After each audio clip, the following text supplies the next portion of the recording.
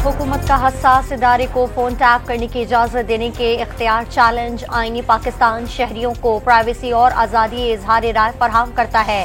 शहरी के Lahore high court को दरखास्त। हुकूमत का मुतालबात तस्लीम करने से इनकार। फ्लावर मिल्स एसोसिएशन का मुल्क भर में आज से आटे की मिल गैर मुअय्यना मुद्दत तक के लिए बंद करने का ऐलान। पाकिस्तान भर की 1500 से ज्यादा फ्लावर मिल्स गंदम की धुलाई बंद हो गई। कल से आटे की पैकिंग और तरसील मुकम्मल तौर पर बंद कर दी जाएगी। इस्लामाबाद के मुख्तलिफ सेक्टर्स में मूसलाधार बारिश। पेशावर में भी बादल बरस पड़े, मौसम खुशगवार हो गया। पंजाब में आज से 15 जुलाई तक शदीद बारिशों का अलर्ट जारी। अर्बन फ्लडिंग के भी खदशात।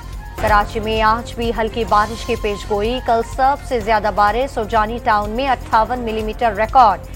मेयर कराची मुर्तजा वहाब का रात गए शहर का दौरा।